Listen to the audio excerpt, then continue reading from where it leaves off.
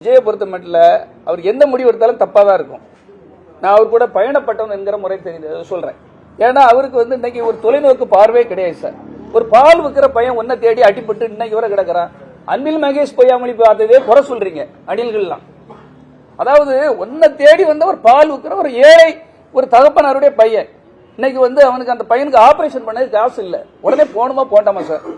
Publicity கிடைக்கிற உடனே கள்ளச்சாரம் with செத்தவன் வீட்டுல போய் அழுதுட்டு இருக்கேன் போய்.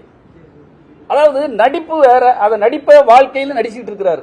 அதனாலதான் மனைவி அவருக்கு மேல இன்னைக்கு உங்களுக்கு தெரியும் விவாகரத்து வழக்கு தொடர்ந்து இருக்காங்க.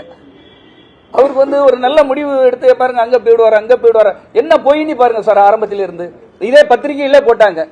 அதாவது அத்தனை கட்சியும் இங்க சேர்ந்துருவாங்க, அத்தனை தலைவர்களும் ரெடியா இருக்காங்க. தலைப்பு செய்திகள் எல்லாம் வருது. நானே பயந்துபட்டு இவ்வளவு வார பொய் செய்திகளை கொடுக்கிறது, பொய் தகவல்களை கொடுக்குது. அதுக்குன்னு மீடியாக்கள் ஆட்களை 250 பேர் வேலைக்கு வச்சிருக்காங்க தவறான தகவல்களை கொடுக்கறதுக்கு. நீ நியாயமா உழைச்சு நியாயமா வா.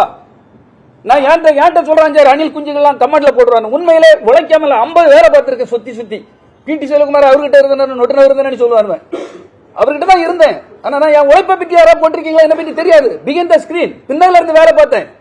ஆனா யாருக்கும் தெரியாது. விஜய் ஒரு நடிகனா இருந்த உடனே எல்லாருக்கும் அவர் உத்தம புத்திரர், உலகத்துல இந்த கடவுள் புத்துட்டு வந்துட்டாருன்னு போடுறீங்க. ஆனா பின்னால இருந்து உழைச்சவங்களை பத்தி, அவங்க அப்பாவை பற்றியோ, பின்னால இருந்து எவ்வளவு தியாகம் பண்ணிருக்கங்க பத்தி எங்கேயா போடுறீங்களா? எவ்வளவு குடும்பத்தெல்லாம் விட்டுட்டு எப்படிலாம் இரவு பகல் பாராம உழைச்சிருப்போம்.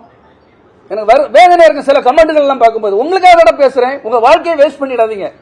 ரசிகர்கள் உங்க தொண்டர்கள் பேர்ல உங்க பணத்தை எல்லாம் வேஸ்ட் பண்ணுவீங்க, உங்க நேரத்தை வேஸ்ட் பண்ணுவீங்க, உங்க குடும்பத்தை வேஸ்ட் பண்ணுவீங்க, உங்க அப்பா அம்மா அத்தனைவருடைய உழைப்பை நீங்க வேஸ்ட் பண்றீங்க. தயவு செய்து உங்களை கும்பிட்டு கேட்டுக்கிறேன், விஜய் மாதிரி ஒரு நடிகரை நம்பி உங்க வாழ்க்கையை கெடுத்துறாதீங்க. இளைய சமுதாயமே அழிந்து போய்விடும், இந்த நாடு அழிந்து போயிடும். ஆபத்தான ஒரு சூழலுக்கு கொண்டு போயிட்டு இருக்கீங்க.